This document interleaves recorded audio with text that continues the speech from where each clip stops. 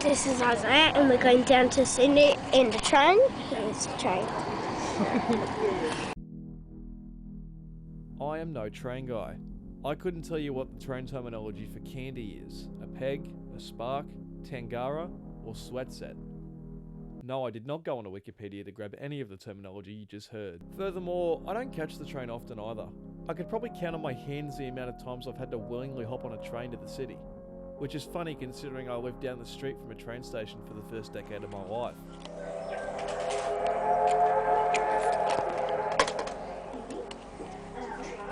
The passerbys were loud, but the times I have gotten on a train, I've generally documented it. And it turns out, most of these trips were made on a VSET train.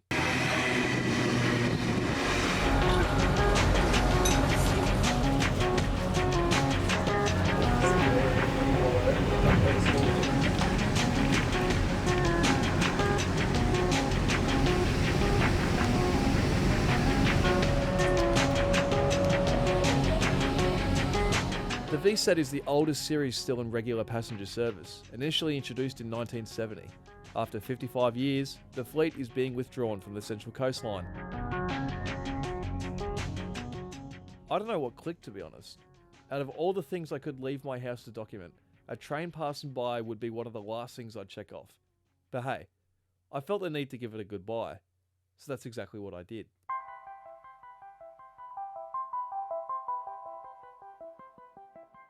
It's a little thing. People that work in the cities every day of every week probably don't consider the type of train they're travelling on, just that they make it to their destination. I don't really put much thought into it either, but looking back, these were some good damn train fleets. For me, I like the design of the seats.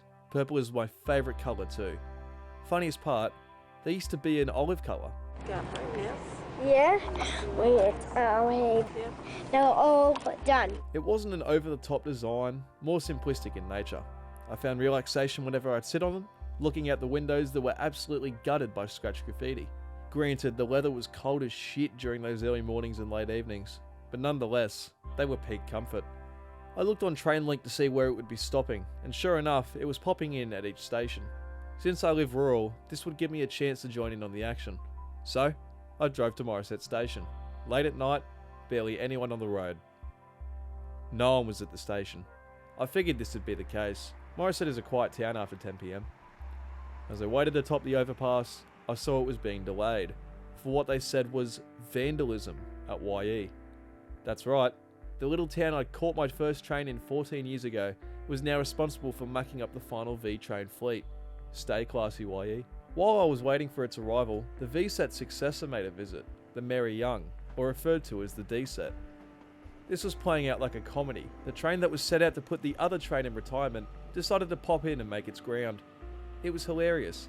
I've ridden on this thing only twice, and personal opinion, I'm not interested. The lack of colour and optimism is one thing, but it's just, ugh. At least it's got charging ports. That's innovation, baby. At 11:29 PM, the V2 entered Morisset station.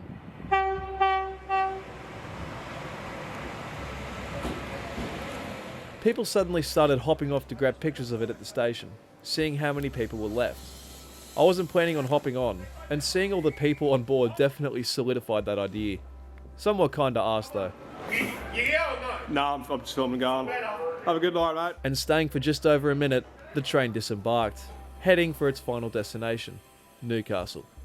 And just like that, it was over.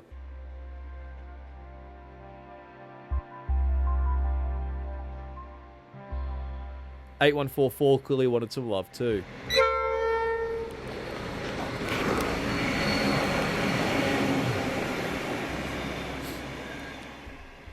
What this film shows is free will.